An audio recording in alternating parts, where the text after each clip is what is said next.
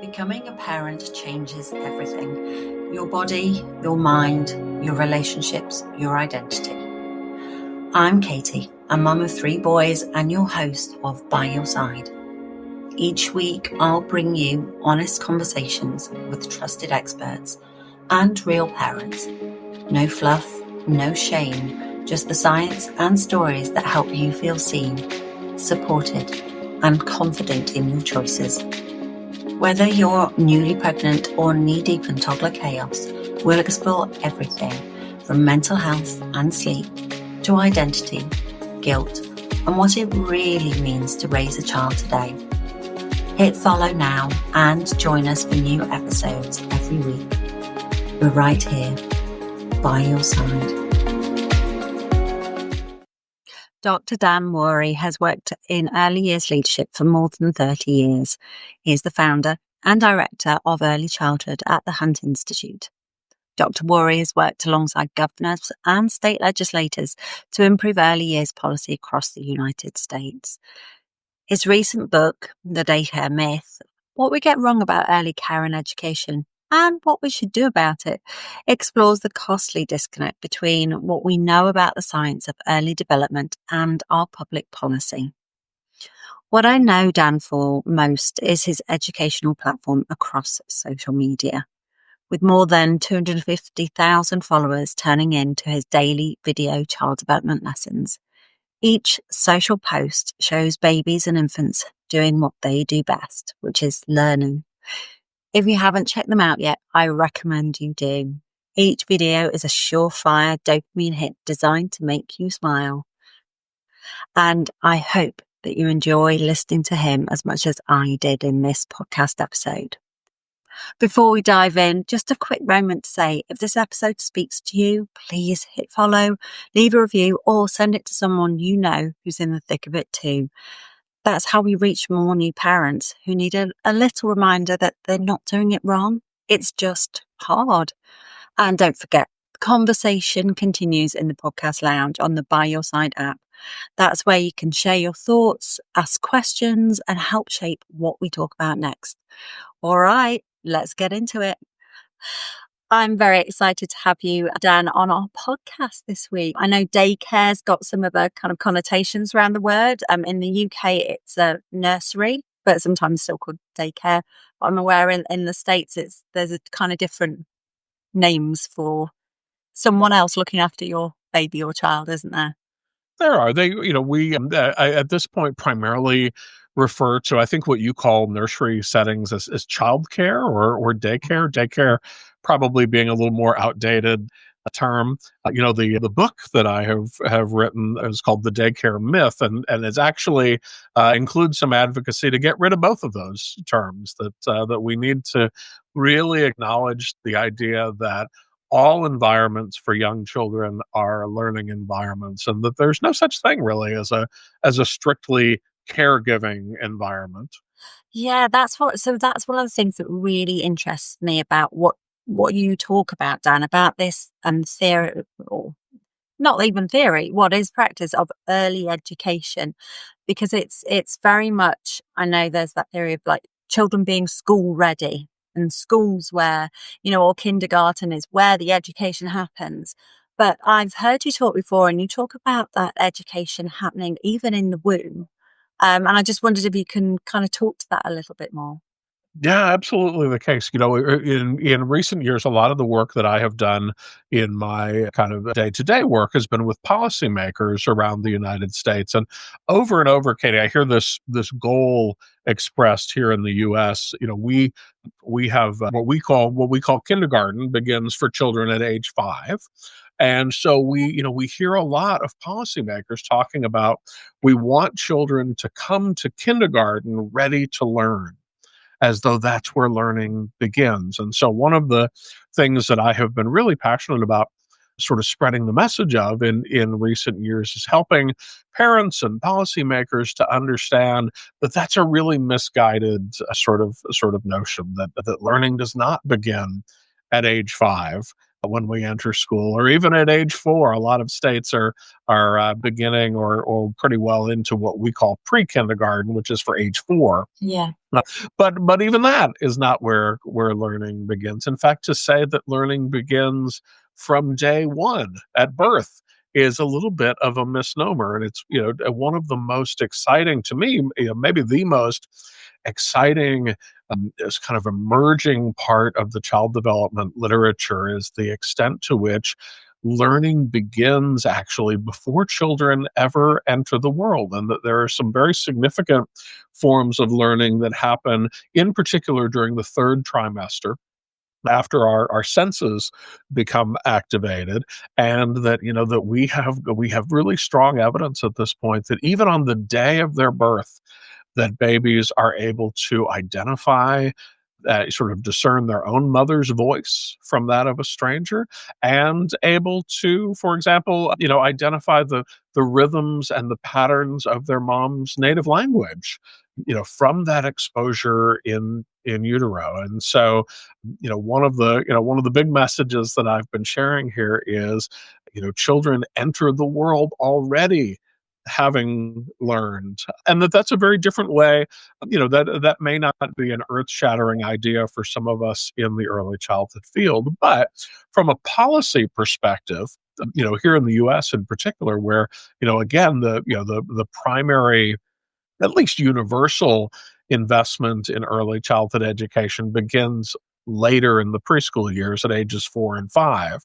The idea that significant forms of learning are happening not only before children enter our public education system, but years before they enter, it has, I think, really profound implications, for parents, for early childhood educators, and for our policy. That we need to be really thinking about the quality of the settings that young children find themselves in, the training of the early childhood workforce, the respect that is afforded the early childhood workforce, and certainly here in the U.S., the compensation that is provided to that workforce. We know, for example, that the median wage for infant and toddler teachers in the United States is currently somewhere around $13.22 an hour. As a frame of reference, that's 59 cents an hour, according to our Bureau of Labor Statistics, less than we pay dog walkers.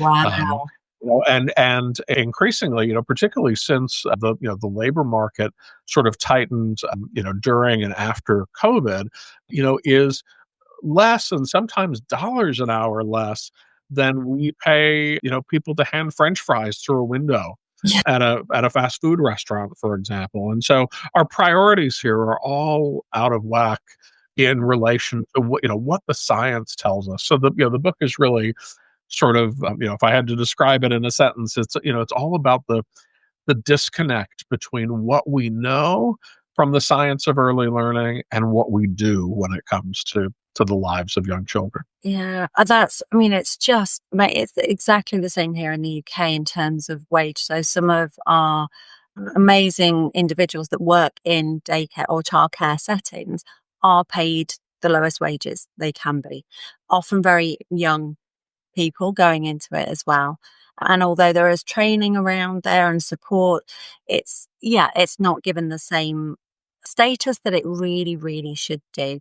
But I suppose my concern would be, and I know in the US in terms of maternity leave, there's almost next to nothing. So in the UK, there's quite a good amount. You can take a longer period of time off to be with your baby after you've given birth. And for many cases, there's some parental and partner leave as well. I know in the US it's very different, and I know in different countries it obviously changes.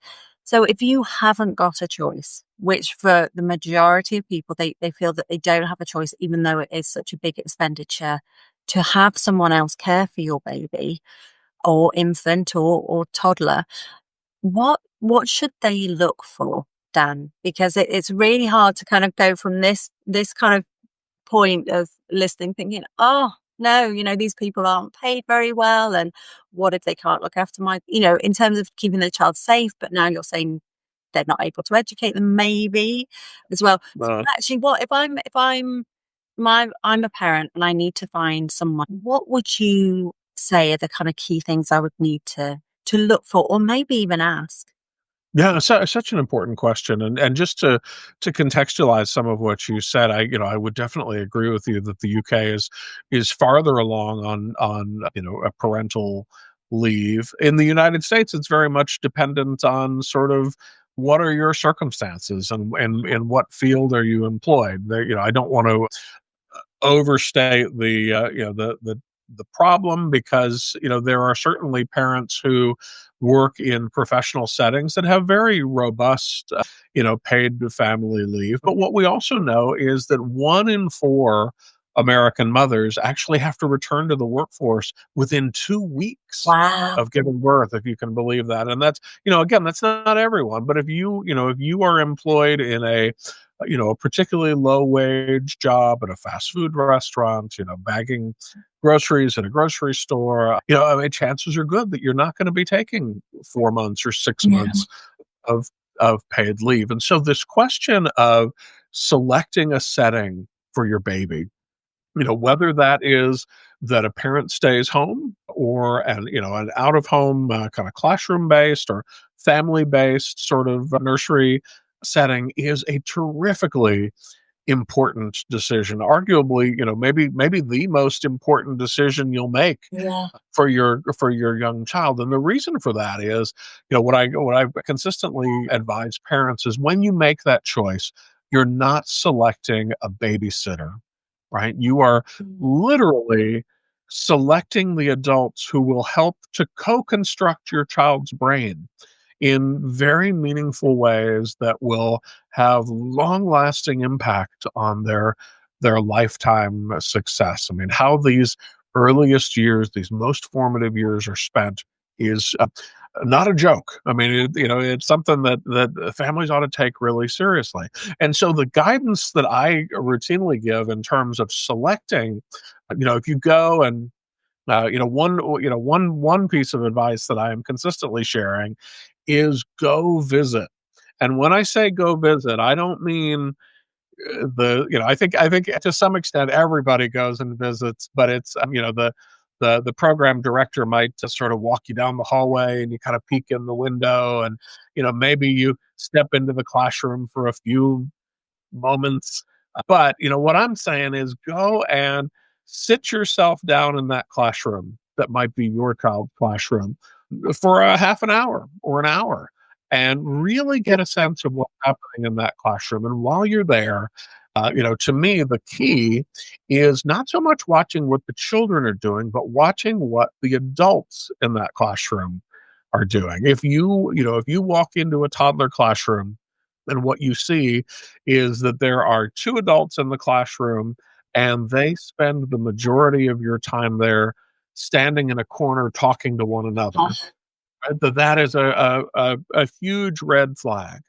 But that if, on the other hand, if you walk into that classroom and maybe on first glance you have trouble figuring out where the adults are, right? Because they're yeah. down on the floor and they are extending and conversing with children, extending their play, extending their language, really addressing their needs for support and for interaction, then you've really likely found a winner there. The other thing that I think is important that maybe we don't always think about is I think we as parents um, can be very swayed by the physical setting of a school, right? That if you walk into um, a brand new multi-million dollar building that is all shiny and decked out with the latest playground equipment and all of that, that we can be really dazzled by the the aesthetics of a building. And all things being equal, I certainly would like children to be an aesthetically pleasing, state of the art building. Well, I can tell you over the course of my career, I have had the chance to be in some really dazzling physical settings that were not the greatest classroom environments that's from an great. interaction standpoint. And I have been in some, I live in the state of South Carolina, which is very part of the kind of rural South in the United States. And so I have been in some very rural, low-income communities and programs that from the outside, candidly look a little dumpy. Yeah. And, maybe, just based on appearances, you might question whether this would be a great place, but have seen some of the most amazing, nurturing, loving interactions between teachers and children. And so, just a reminder, don't be dazzled by the things that don't matter. Really pay attention to the things that do. And in my mind, that's the interactions between the adults and the children. Oh, that's such amazing advice. Thank you. And it's so yeah, I get the being dazzled by particularly toys, all the things that all the colorful stuff that we're told that children need and they really don't. And I suppose leading on from that is that sense of early education. So it's there are many brands out there. I won't name them, but we're told, the ones with flashing lights and the colourful plastic and all these things, we're kind of almost led to believe that baby and infant, need in terms of toys and play. But early education, when you talk about it, that isn't what early education is it? No, definitely not. In fact, one of the pieces of advice that I have consistently shared on social media, typically around the Christmas holiday, for example, is that we probably buy children too many things, right? And I don't mean that from an austerity standpoint, or I mean, I think that but the research, Katie, really suggests that when children have an overwhelming number of choices, that that the quality of their play is interrupted, right? That they sort of bounce from thing to thing, and Yeah. they never kind of get deeply engaged. And so, I am a very big believer. Obviously, you will know this from my just prior comments, but I'm a very big believer in the social nature of learning. That that people are more important than things in a lot of ways. And I'm a big believer too that particularly looking at so many toys now that have become electronic, and the what very young children need in particular, are toys that in a lot of ways could be thought of as being kind of multi-use, right? Mhm. That that wooden blocks, for example, are a great a great example of a toy that for centuries children have used, not only for building, but symbolically, that a block can be a car, it can be a telephone, it can And be, a creativity. tree, and so, I think, as far as, guidance to parents there, if you're shopping and you're looking around, and, one, if it takes batteries, you probably don't need it. But two, if it is something that doesn't lend itself well to, what I'm describing there is really symbolic play, right? That children learn to sort of use something to symbolize something else, and that's those are the kinds of toys that are really especially rich and ripe for learning. Yeah, something came to mind as I was saying it, Dan, that I naturally made that jump to what I term as play, but I know to be learning. So I kind of naturally make that bridge, and that's probably because you and I we started in the same kind of arena. So we know that play and that interaction is early education. But actually, oh yeah, as I've made that jump. But is that accurate? Is that how is are we as a new parent? Is play, because it's almost like play is demonized, something you do in your spare time. Even as a child, it's like something that you do as a child, but it's not educational. So what's your take on this? Yeah, it's a shame that is, and I think the older children get, the more that is really the way of thinking.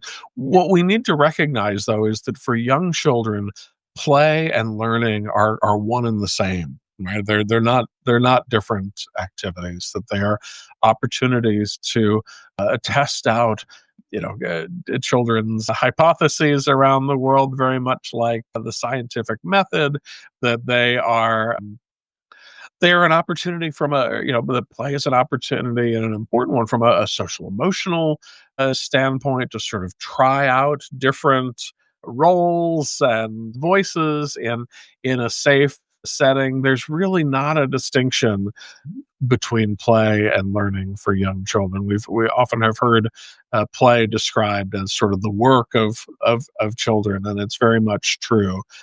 That so much powerful learning is accomplished through play.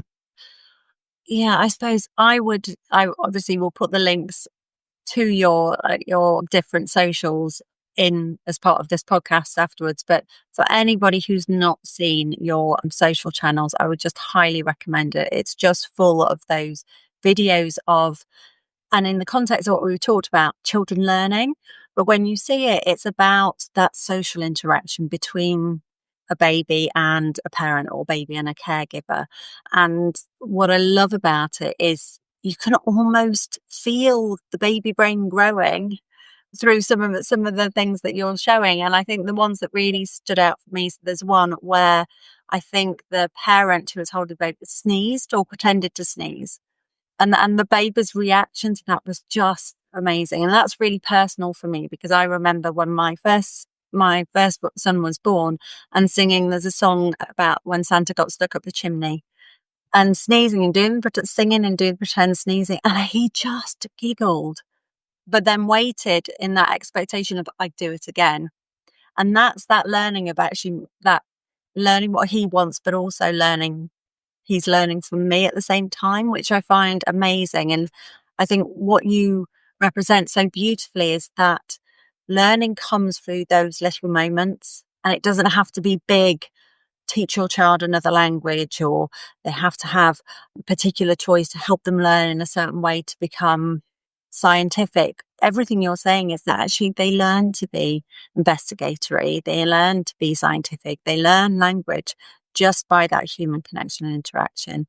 But the one thing, I think probably the last thing that I want to really kind of delve into with you is joy and wonder, because that seems to be something that really comes through strongly in what you share, of the importance of joy and wonder. And I wondered if you could just kind of speak to that a little bit. Yeah, in fact, it's a topic very near and dear to my heart. We'll see if it, sometimes in the process these things change. But I am working on a new book Hey. that is tentatively titled Wonderment, our first 3 years, and is really sort of a walk through early childhood development from prenatal to 3. And it's fascinating, Katie. We know that period, right, from conception to the third birthday, is the single most consequential window in all of human development, right? It is when the fundamental architecture of the brain is wired in ways that will hopefully go on to support our long-term success. And yet at the same time, very few, if any of us, can really credibly claim to remember that Yes, period absolutely. in our own lives. And there's a couple of reasons for that. The maturity of different structures in the brain, and our lack of language early on. But the period from prenatal to 3 is just sort of a daily exercise in joy and in wonder. And I think parents who are well attuned to this pick up on it. And that one of the great joys of parenthood with a new baby is the opportunity to sort of experience the world for the first time again, and through new eyes, right? That that there's so much for us to learn as humans. And yet as we go, I talk in the book about the experience of going to the Grand Canyon in Arizona, and what a special experience it was for me. I have to confess, we did this as sort of a family side trip. We were taking our child to a university, and it was out of the way, and I wasn't really into like diverting, but it was just breathtaking. And as adults, we don't often have that experience anymore of, by the we get to an age where, barring some, extensive travel maybe, that we've kind of, we've seen it all and done it all, and Yeah. it takes a lot to impress us. But boy, the Grand Canyon sure did the trick for me, and I just, I couldn't help but sort of connect that to early childhood development that children are experiencing every day, just the most wondrous things in the world as they develop language, as they are playing, as they see new things and experience new things with their senses. And so you're absolutely right that this is a, especially if you know sort of where to look and afford yourself the luxury of slowing down Yeah. and taking this all in. It really is a miraculous period that is so full of wonder. And so that's, that will be a main theme of this upcoming book, is sort of, sharing. Not so much. There's a lot of parenting books out that are, I kind of jokingly say, are more like automotive, How owner's to. manual, right? That Yeah. that they're, they're not even intended to be read. They're intended to, if your child has a fever, you go to the index and you look up fever Yeah. and you check, and like, do I need to go to the pediatrician? This, I think is something that is much needed, and an invitation to really slow down and enjoy sort of the miracle of child development and the day-to-day wonder that your child is experiencing, and that you as a parent, have the opportunity to tap into as well. That's amazing. And I think that's an invitation, Dan. So when that book is ready to come out, we'll have to have you back on the By Your Side. I would love to come back. It is probably just, I'm still very much in the process of writing. It'll probably be another year after I turn it, so probably early 2027.